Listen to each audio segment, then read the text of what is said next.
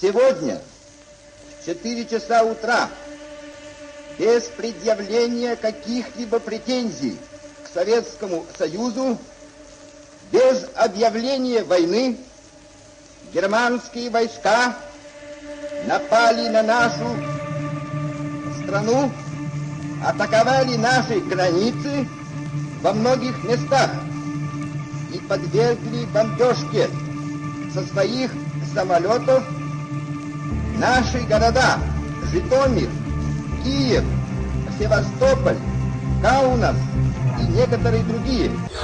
همون مکتب به خانسا دیدیم که ساعت 10 بود. من حاضرم میفهمم حیات برام دیگه ساعت 10 کلاس به اعلان کردن گرمانیا وایلی ناشد گفتن. Маҳмадхон Ишанов лаҳзаҳои аввалини воридшавӣ ба майдони ҷангро хуб дар хотир дорад. соли 1941 Маҳмадхон Ишанов 19 сол дошт ва дар сафи армияи советӣ хизмат мекард. ҳамин ки ҷанги дуюми ҷаҳон оғоз шуд, ӯро ба фронт сафарбар карданд ва ҳамчун кошиф ё худ разведчик адои хизмат кард. Сталинград ба 70 километр мондагинанда немецкий самолет Мессершмитт мегошт. Ҳамон онда моя Cessna Messerschmitt самолет бомбид кард.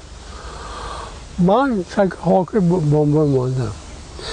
ҳоли соли баъд изам бинависаги дасти чапам мана ҳаминҷа кушода мондаги мана кофта гирифтаги ҳафтум шостагава кичима кушом ҳафтум шостагава хушбондagi ҳафтум шошканда Saraspа рафтам гӯш бизанда Saraspа овардиан 210 километр ҳамон рафта гӯшам мана аз Sarasп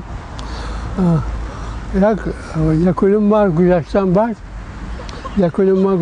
бад ва якчи духтур мана гулханамои шудагида контузия шудаги на мешунавам на гап зада месанам духтуро навишта мешавад ман навишта ҷавоб медиҳам. баъди 10 моҳу 20 рӯзи ин ҳодиса саломатиашро барқарор намуда дубора ба ҷанг рафт. давоми 3 сол 7 маротиба ҷароҳатҳои гуногуни ҷисмонӣ бардоштааст. ҳар лаҳза хатари марг таҳдид мекард, лекин тақдир буд ки саломат ғалабаро пешвоз гирифт. соли 8 май соати 12 Жуков маршал Жуков эълон кард война окончена. Стрельба прекратить, полностью победа. 22 июни соли 1941 соати 4 субҳ Германияи фашистӣ ба Иттиҳоди Шӯравӣ аҳдшиканона ҳуҷум намуд ва ҷанги бузурги ватанӣ оғоз гардид. ҷанги бузурги ватанӣ мудҳиштарин ҷанг дар таърихи ҷаҳон ба ҳисоб меравад. дар он 72 мамлакати ҷаҳон иштирок карда зиёда аз 27 миллион нафар ҳалок шуданд. در اون وقت армияи советӣ тайёр набуд барои ҷанг.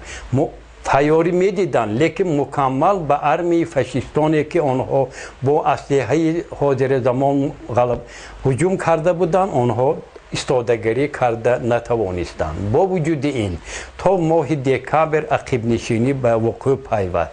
фақат дар моҳи декабр аввалин маротиба германияи фашистӣ аскарони афсарони онҳо ба шикасти сахт дар назди Москва ба вуқӯъ пайваст, ки аз ин рӯ сар карда қисмҳои армияи шӯравӣ барои пешравии худ роҳ кушоданд. танҳо аз тоҷикистон ба ҷанги бузурги ватанӣ 300 000 нафар сафарбар гардида 92 000 онҳо дар майдони ҷанг кушта ва беному нишон гардиданд.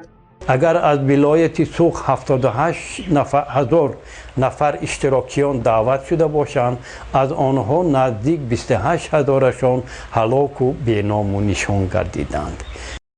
имрӯз ба оғози ҷанги бузурги ватанӣ 74 сол пур шуд.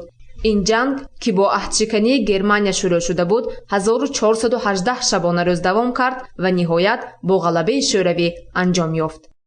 гузориши Манижа Юсупова, Маҳноза Тӯхтаева ва Наимҷон Аюбов барои барномаи хабар.